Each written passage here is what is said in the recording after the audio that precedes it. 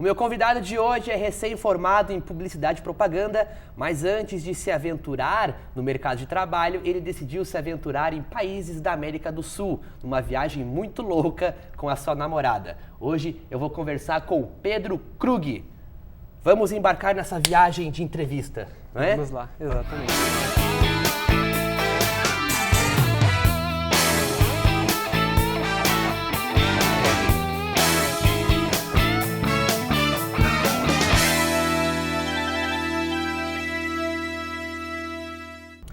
Todos os relatos e experiências do Pedro, juntamente com a sua namorada, a Maria Cecília, podem ser vistos e lidos no site twotrippers.com. É isso aí ou não é? Exatamente. Então, como é que surgiu a ideia desse projeto? Você é um cara que costuma viajar bastante, foi a primeira vez. Eu sei que vocês saíram, viajaram com o Uno, não é? Pelo Chile, Argentina, Uruguai, também teve alguns... cidades do Brasil também que vocês viajaram? Até a gente chegar no Uruguai, a gente passou a gente foi até Porto Alegre, de Porto Alegre até o Chuí. E viajar é muito legal, né? É demais. É demais, porque você aprende, você conhece gente nova. Claro. Mas como é que surgiu essa tua vontade, juntamente com a Maria aqui? Sim. Então, na verdade, a nossa ideia, a gente estava no último semestre da faculdade, a gente começou a pensar o que a gente ia querer da vida profissional, né? E a partir disso a gente começou a pensar, bom, aqui talvez na região não seria onde a gente queria ficar, começar uma vida mais estável. A gente começou a pesquisar lugares pelo mundo afora onde a gente poderia se mudar e acabar começando a trabalhar. Só que o primeiro lugar que a gente pensou foi a Austrália. Só que aí, fazendo as contas e tal, a gente teve uma semana ali se planejando um pouquinho, porque é uma coisa que leva seu tempo. E a gente percebeu que só o dinheiro que a gente ia gastar com vistos, uma viagem até lá, sem saber se daria certo ainda, uma permanência no lugar, já seria um valor muito elevado. Então a gente voltou para a realidade, digamos assim, e começou a pesquisar quanto a gente conseguiria juntar de dinheiro até o final do ano passado. E aí o que a gente fez? Tendo o valor X, a gente pensou, o que a gente pode fazer agora por aqui? Vamos fazer uma viagem. Já que a gente não sabe ainda bem certo por aqui qual seria um lugar legal de se morar, vamos fazer uma viagem, não uma viagem normal, uma viagem mais turística. Vamos viver na estrada mesmo por um tempo. Daí fazendo alguns cálculos, a gente percebeu que pela América do Sul a gente podia viver por um tempo quase que... A gente podia partir com um tempo ilimitado, viajando durante o tempo que a gente tivesse aquele dinheiro para viajar. Então, mas o legal do nosso projeto é que assim, ele existiu desde o início que a gente pensou em viajar. Então a gente não foi uma coisa assim, vamos viajar, agora que vamos viajar vamos fazer um projeto. Não, no dia que a gente pensou, vamos viajar à América do Sul, a gente já pensou, vamos fazer um projeto e vamos relatar tudo aquilo que a gente está fazendo.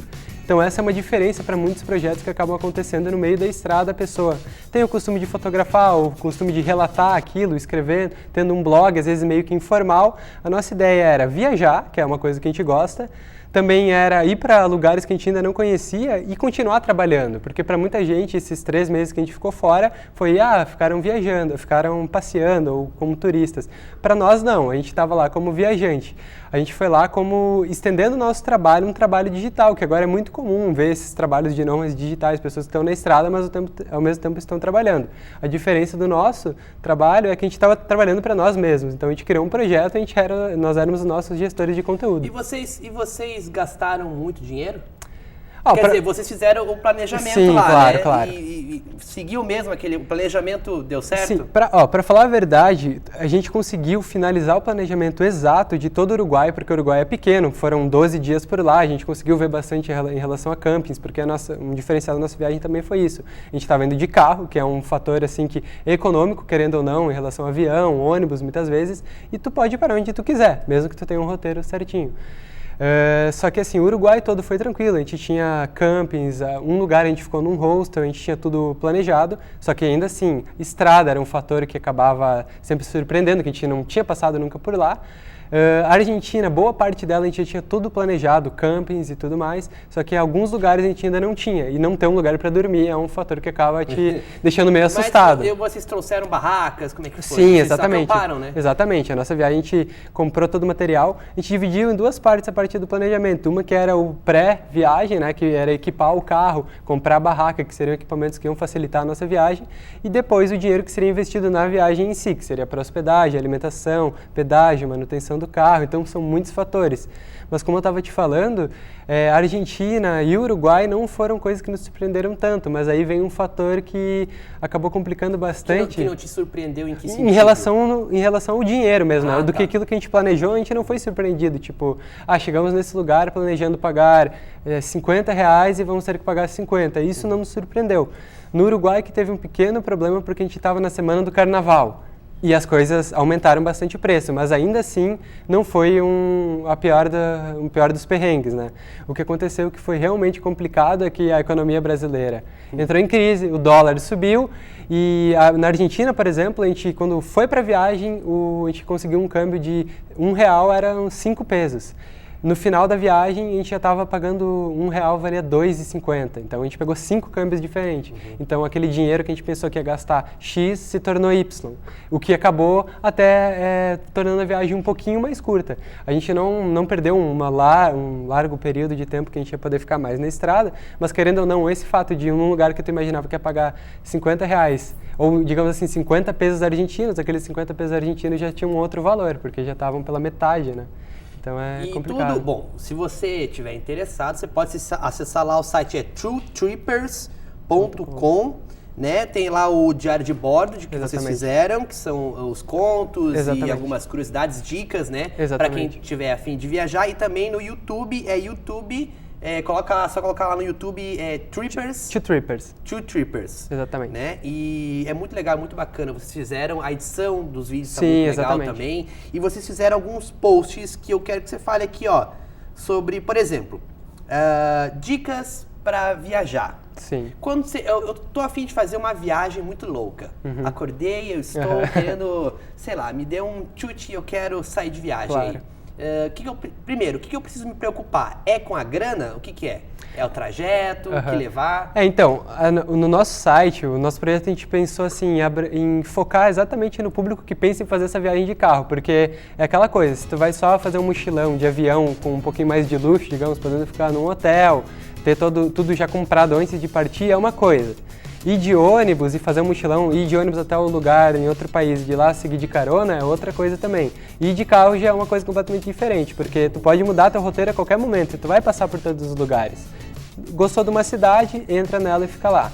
Então, as dicas que a gente faz é mais para pessoas que estão indo de carro mesmo, porque assim, o que a gente coloca como itens necessários para uma viagem de carro podem ser coisas impossíveis de uma pessoa que está fazendo mochilão, que só tem uma mochila nas costas, levar.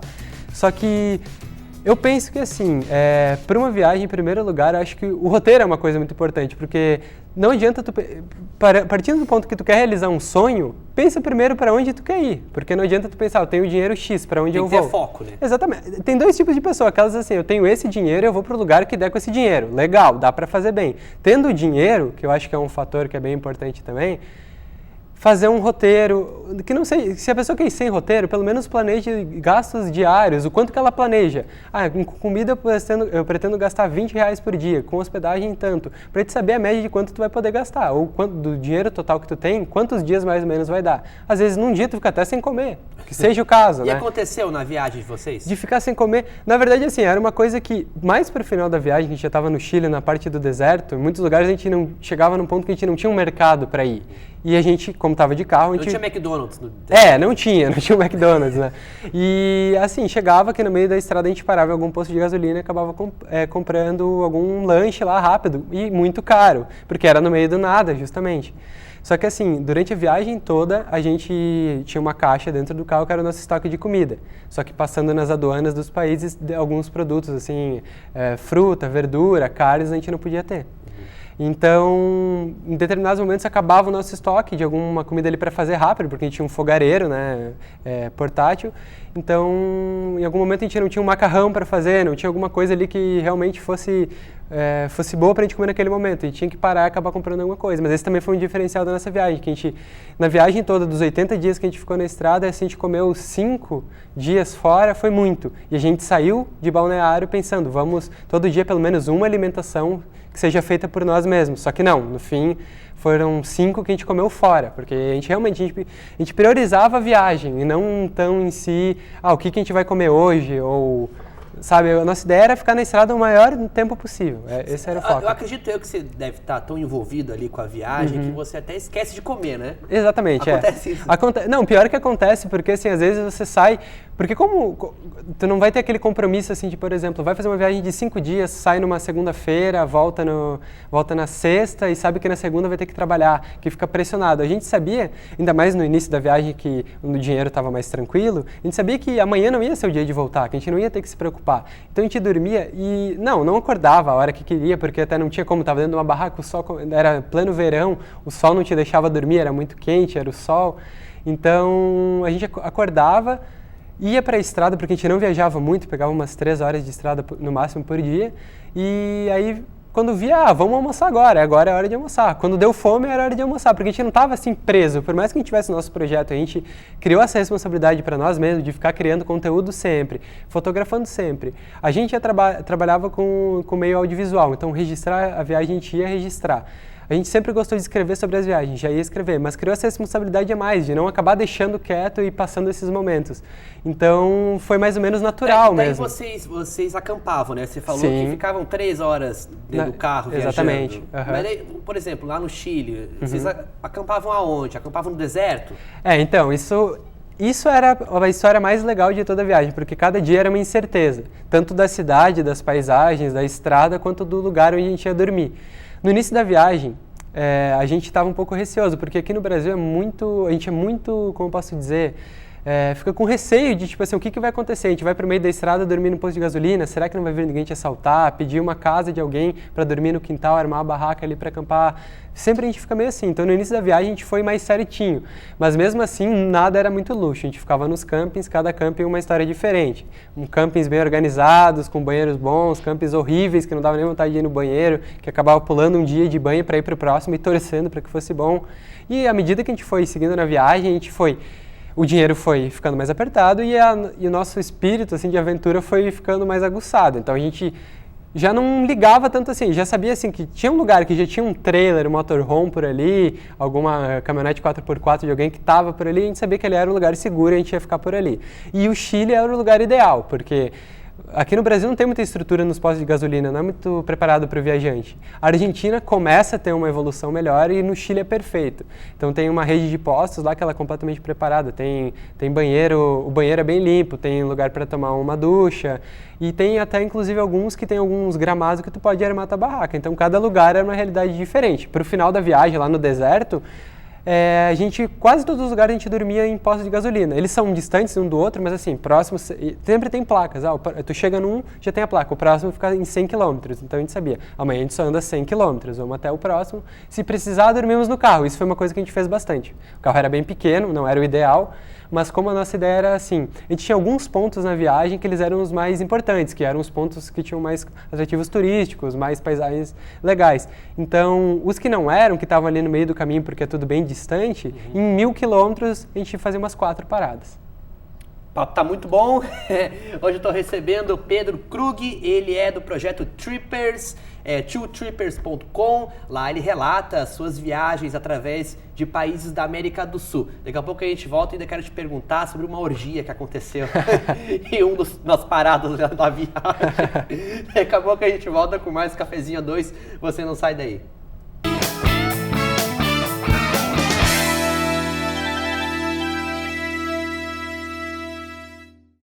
De volta com o Cafezinho 2 e hoje eu estou recebendo aqui no estúdio o Pedro Krug. Ele é um dos criadores do projeto Trippers, onde ele relata suas experiências em viajando por países da América do Sul, Chile, Uruguai, Argentina. É muito legal, acesse lá o site twotrippers.com, tem vídeos, contos, é muito bacana o projeto. Estou gostando de saber aqui.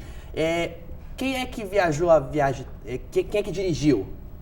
O carro. Então, isso é bem curioso, porque antes da viagem mesmo, quando a gente começou a contar para o pessoal que a gente ia fazer essa viagem, a gente ouviu muitas dicas de pessoal que foi para o Uruguai, para a Argentina, e sempre que a gente conversava, eu e a Cecília, junto com esse pessoal, no momento que a gente falava isso, a pessoa já começava a virar para mim e falava, meu, naquela estrada X tu não pode pegar um cruzamento, um atalho, que na verdade não é um atalho, dando dicas de direção, mas na verdade quem dirigiu os 14 mil quilômetros da nossa viagem foi ela. E isso foi uma coisa bem peculiar, porque a gente acompanha muitos casais que viajam pelo mundo e tal, geralmente eles revezam, mas é aquele revezamento assim, né? Num momento que o cara tá muito cansado que a mulher acaba dirigindo. E mas ela pegou firme ali a maior parte do tempo. Dirigiu toda a viagem. Eu nem dirijo, eu não dirijo. Dirige? Eu não dirijo. Tu não tem carteira de motorista? Não tenho carteira. Eu também não. Não tenho carteira. Bate aqui, ó. Cara, eu não Aí curto. precisa tirar, hein? Eu falei, eu dei sorte, eu arrumei carona saindo de Balneário e fiz a viagem toda, sabe? Eu falei, meu negócio mesmo é fazer um mochilão. Ela curte dirigir, a gente usou as duas coisas, uniu as duas e fez uma viagem bem legal.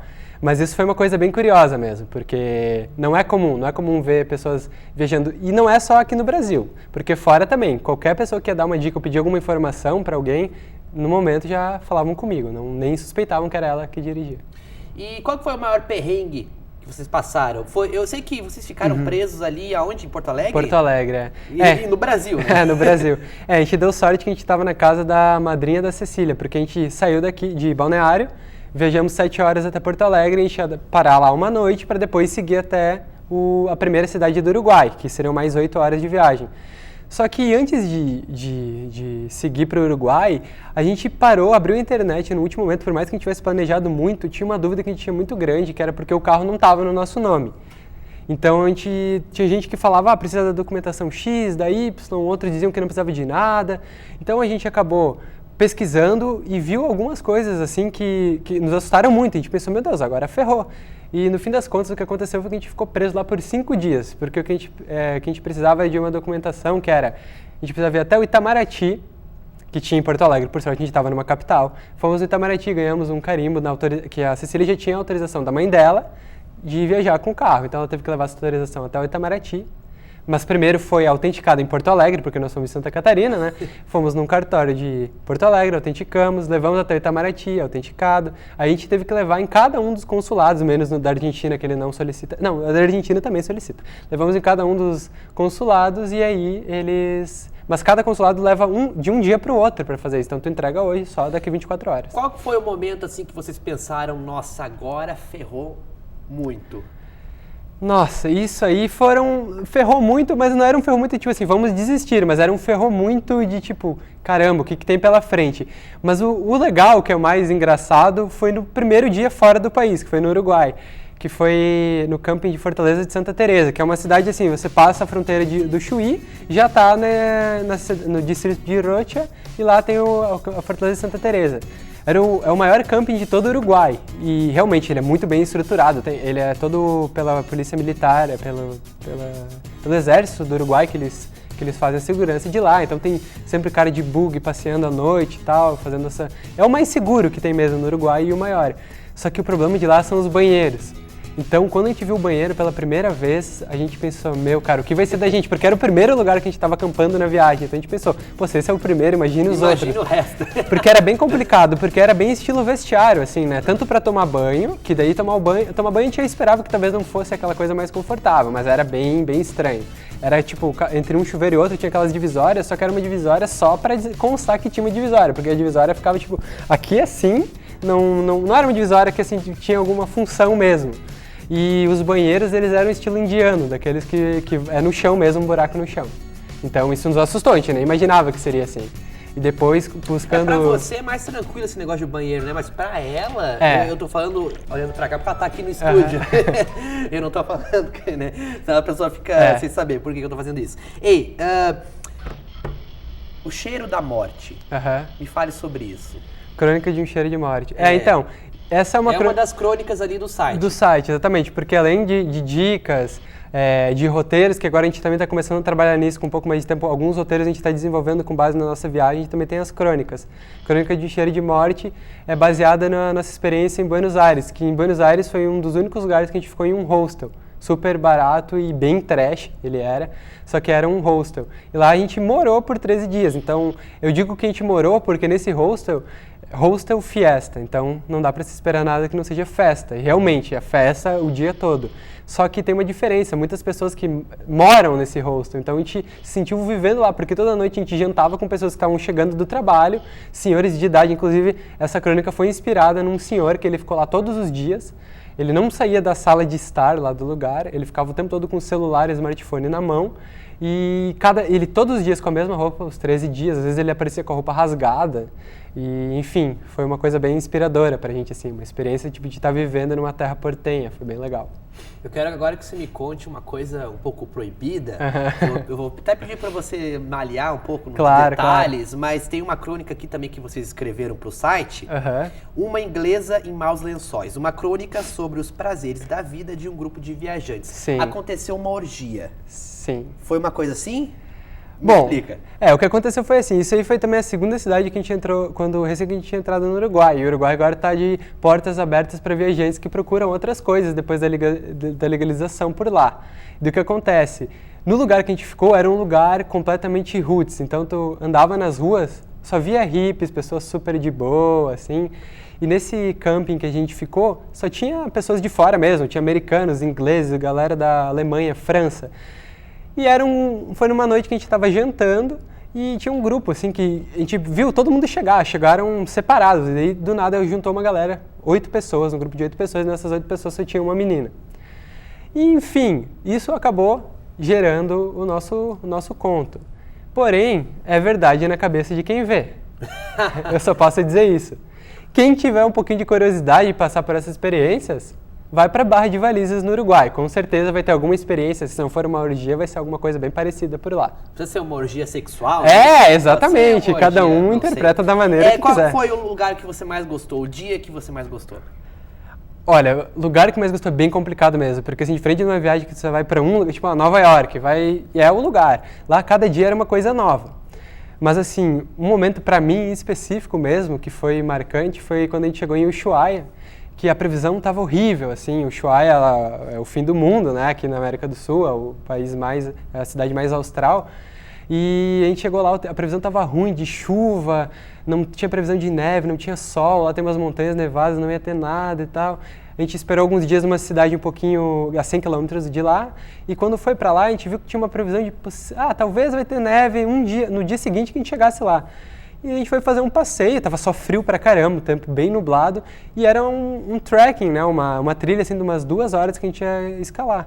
E no meio dessa trilha a gente começou a ver um pessoal que tava rindo, feliz da vida, e quando a gente olhou, começou a nevar. Nossa, pra mim foi a experiência mais marcante, o céu abrindo, ficando azul e começando a nevar, e eu em Ushuaia, cara, meu Deus, eu não acredito que eu tô aqui, sabe? Foi muito massa.